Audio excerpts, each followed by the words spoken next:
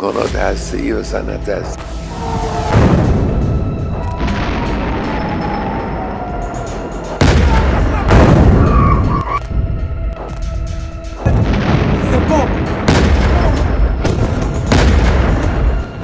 Iran Israel के बीच युद्ध विराम तो हो गया, लेकिन अभी भी दोनों के बीच में युद्ध की एक संभावना बनी हुई है।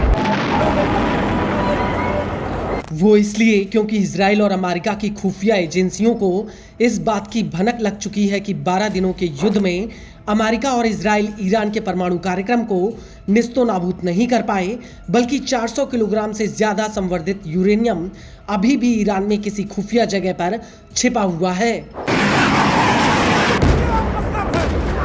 वहीं दूसरी तरफ ट्रंप और नेतन्याहू ने यह इशारा दिया है कि अगर जरूरत पड़ी तो ईरान के ऊपर फिर से हमला किया जाएगा, और इन्हीं संभावनाओं को देखते हुए ईरान पहले से ही मुस्तैद है। और अब ईरान की इस्लामिक रिवॉल्यूशनरी गार्ड कॉर्प्स के मेजर जनरल मोहम्मद पाकपोर ने कहा है कि ईरान पर किसी भी हमले का जवाब विध्वंसक होगा। ईरान के खिलाफ किसी भी आक्रामकता का हमारा जवाब 12 दिनों की जंग से और ज्यादा ताकतवर होगा, जो दुश्मन के लिए इलाके को नर्क में तब्दील कर देगा।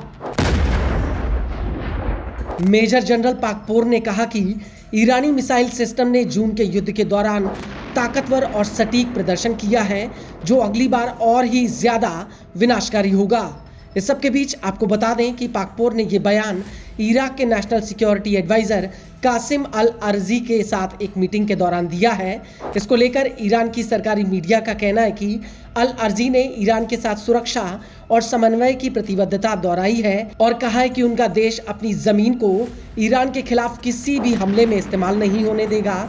और यही वजह है कि अब इस बयान से साफ हो गया है कि अगर इस बार इजराइल या अमेरिका ईरान के ऊपर हमला करते हैं तो इराक के हवाई क्षेत्र में उन्हें घुसने की इजाजत नहीं होगी।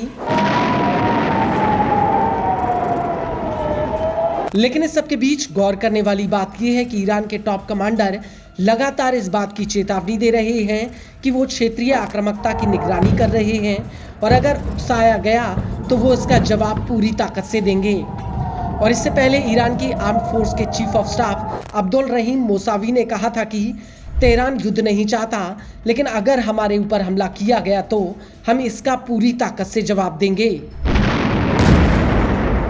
इसके अलावा ईरान के एक सांसद इस्माइल सियावोसी ने भी इजराइल और अमेरिका को धमकी देते हुए कहा था कि अगर हमारे ऊपर हमला हुआ तो हम दुश्मन के अड्डों को मिट्टी में मिला देंगे। सियावोसी ने अपने बयान में आगे कहा था कि अगर दुश्मन अभी भी हमला नहीं कर रहा तो इसका मतलब ये हुआ कि वो नहीं कर सकता। ये पता है कि अगर हम पर हमला हुआ तो हम फारस की खाड़ी में दुश्मन के सभी अड्डों को तबाह कर देंगे।